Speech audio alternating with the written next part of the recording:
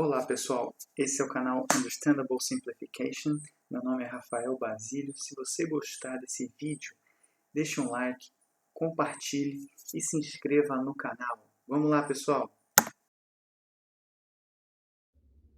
Olá pessoal, esse é o exemplo 11 em que nós temos uma barra escalonada bi-engastada, ou seja, engastada à esquerda e engastada à direita, em que temos apenas cargas axiais em alguns pontos aplicadas. Temos os comprimentos dos trechos e também relativos às forças, além das próprias magnitudes das cargas, o material também, os respectivos diâmetros de cada variação geométrica, e o que se pede aqui é o cálculo das reações de apoio, visto que esse é um componente estaticamente indeterminado, né? Ou seja, com um grau de estaticidade maior que zero. Então vamos lá resolver. Olá pessoal, hoje vamos resolver o exemplo 11. Discretizei o exemplo 11 nos respectivos trechos de A até J, de modo que há 4 cargas aplicadas axialmente a esse sistema.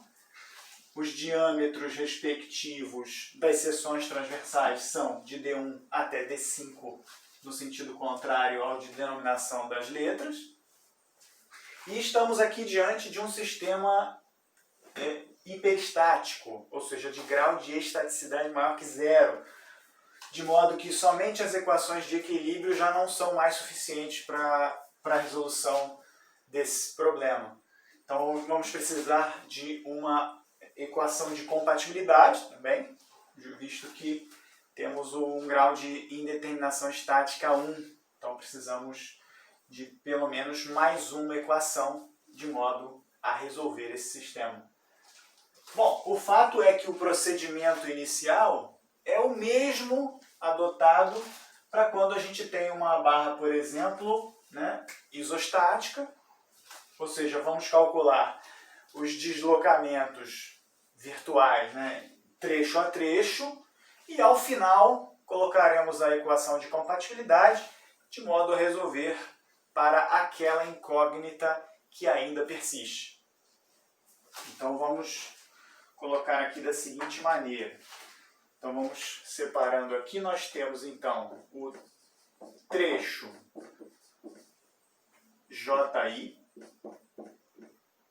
Tá? Então para o trecho JI, nós temos o ΔL JI. Então nós temos aqui, antes disso, vamos designar as reações dos apoios. Então digamos que nós tenhamos aqui uma reação HJ e outra reação HA dessa maneira. É claro que os sentidos dessas reações podem ser arbitrados, de modo que se ao final encontrarmos um sinal algébrico negativo, a única coisa que isso quer dizer é que nós erramos no arbítrio do sinal algébrico e é só retroceder nessa interpretação. De qualquer modo, não é tão importante o sentido, mas sim, efetivamente, a partir do arbítrio, prosseguir de maneira coerente com esse arbítrio, aí sim. Tá? Então, de modo que, se a gente cortar, então, um pouquinho antes de F1, então nós temos o quê?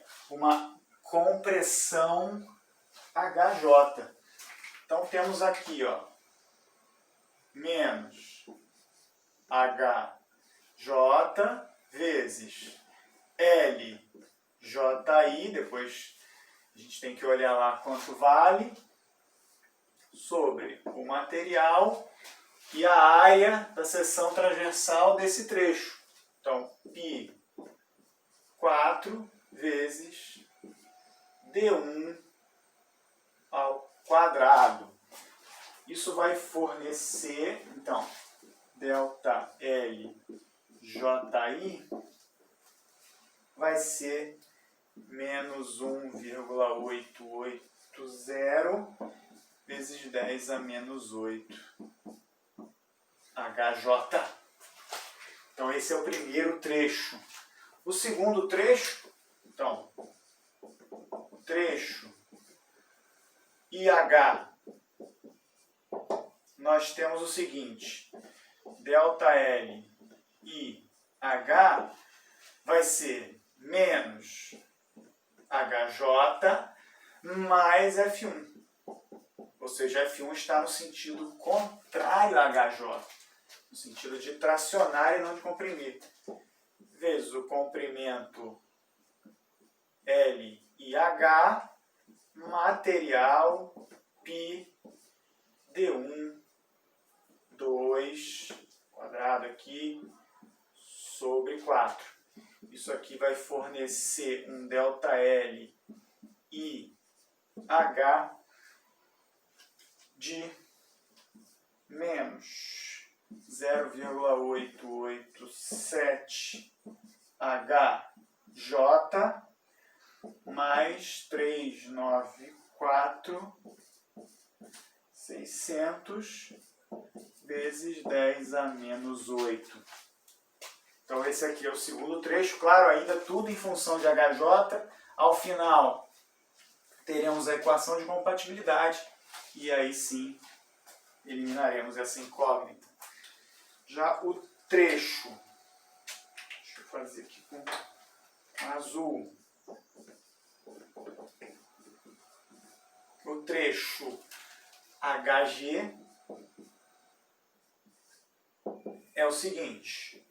Então, delta L HG vai ser menos HJ mais F1, porque vamos cortar imediatamente antes de F2, só que com o L do trecho HG dividido pelo material π sobre 4, agora D2 ao quadrado. Isso nos fornecerá, então, delta L HG de menos 1, 2, menos 0,396 HJ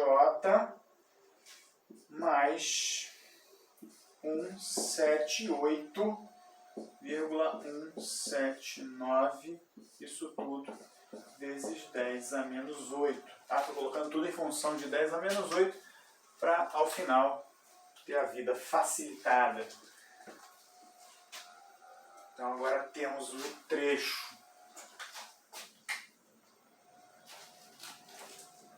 Vou fazer aqui embaixo. Temos o trecho GF. Então é o seguinte, delta L GF é menos HJ mais F1 menos F2 vezes o LGF sobre E π sobre 4, ainda estamos no diâmetro 2 ao quadrado. Tá? Isso vai fornecer um delta L GF de menos 1, 2, 3, 7 HJ mais 371,207 10 a menos 8. Então esse é o trecho GF. Agora, indo aqui para o trecho próximo, que é o trecho FE, então nós temos ΔL FE, que vai ser menos HJ mais F1 menos F2, ainda não chegamos em F3, imediatamente antes, né? Vezes L FE pi 4 e já estamos no diâmetro 3 ao quadrado, de modo que ΔL FE então vale 1, 2, 3, 4 menos 2, 695 HJ mais 808,406. 808,406 vezes 10 a menos 8. Para o próximo trecho, então, nós temos o trecho D, então ΔL D vai valer menos HJ mais F1 menos F2 menos F3 vezes o L D, dividido por E pi 4. Nesse caso de E até D ainda é o D3 ao quadrado, de modo que ΔL D seja então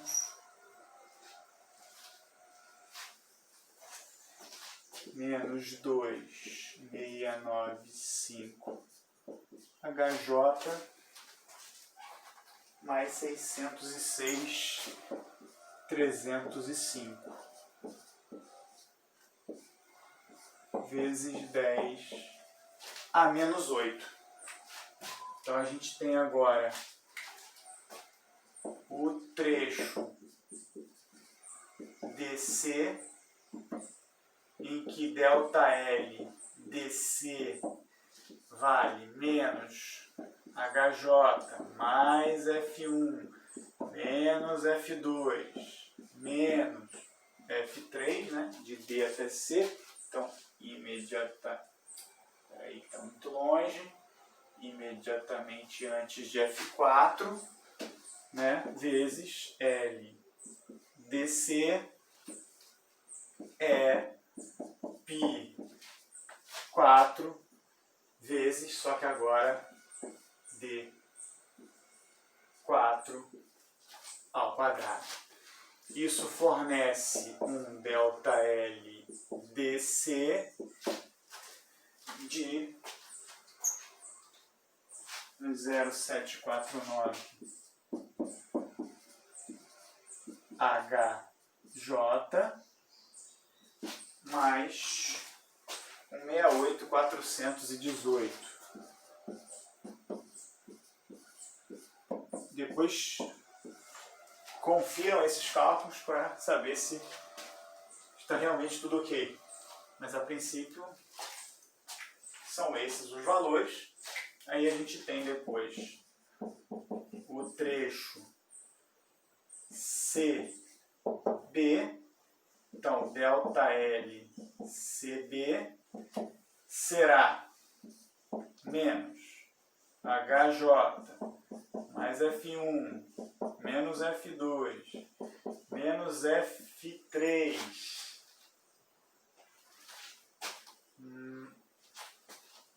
menos F mais F4, né? Mais F4, perfeito. LCB.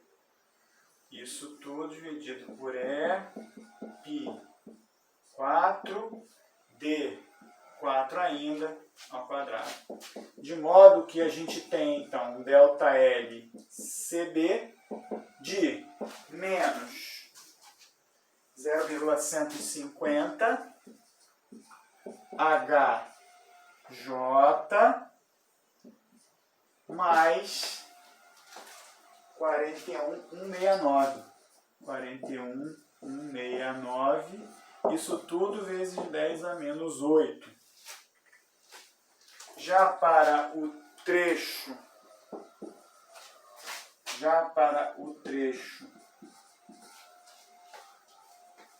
BA, que é o nosso último trecho, nós temos ΔL BA, que será menos HJ mais F1 menos F2 menos F3 mais F4 vezes L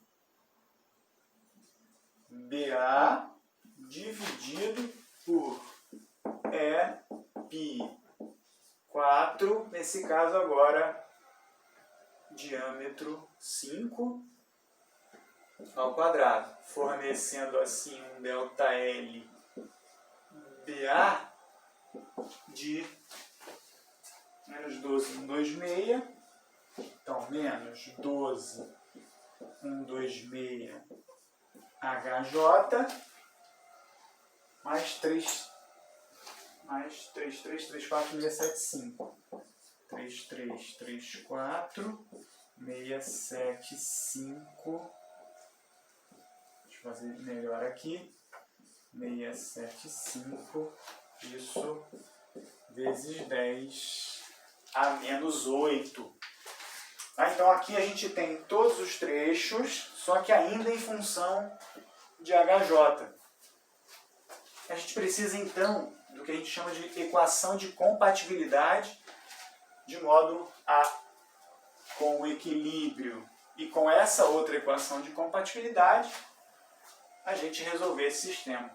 Mas por que a gente precisa de só uma equação adicional? Justamente porque temos duas incógnitas e uma equação de equilíbrio, ou seja, só temos uma a mais do que uma incógnita a mais do que uma equação, equações de equilíbrio, de modo que mais uma de compatibilidade, 2 e 2, já é suficiente. Então, deixa eu só apagar isso aqui. Então, nós temos o seguinte, que a equação de compatibilidade para esse caso, e a equação de compatibilidade pode ser de material ou geométrica. Então, nós temos aqui, por exemplo, o problema geometricamente está delimitado da seguinte maneira. Como a gente tem um engaste tanto na esquerda quanto na direita, então, na verdade, nós temos o quê? Que a variação do comprimento total é nulo. Então, o que a gente pode afirmar aqui? Que ΔL total é zero. Ou seja, se nós somarmos todos os trechos e igualar a zero, a gente vai ficar só com uma incógnita, HJ. Então fica fácil de resolver. Então se a gente fizer isso aí, a gente vai obter o seguinte, que menos 22.805 HJ é igual a menos 5.902.959, tá? De modo que HJ, então, seja 258,845 kN. Tá? Então a gente achou aqui HJ. Então a equação de equilíbrio que falta é qual? Somatório das forças horizontais igual a zero. Executando isso, então a gente tem o seguinte. Então, F1 menos F2 menos F3 mais F4 menos HA menos HJ igual a zero. De modo que a única incógnita agora é HA. Então, HA é, depois de algum algebrismo, 16,155 kN. Tá? Então, utilizamos aqui a equação de equilíbrio após a utilização da equação de compatibilidade. Fizemos todos os trechos, mas ainda em função de uma incógnita. Tá? E aí encontramos a incógnita por meio da equação de compatibilidade e logo depois usamos a equação de equilíbrio única que existe nesse caso, por ser axial, e encontramos a incógnita HA que faltava. Tá? Então, a resposta aí das reações dos apoios é HJ 258,845 kN e HA 16,155 kN. Tá? Então, esse é o exemplo 11. Tá? Muito obrigado e até a próxima. Bom, me despeço por aqui. Até o próximo vídeo, se Deus quiser.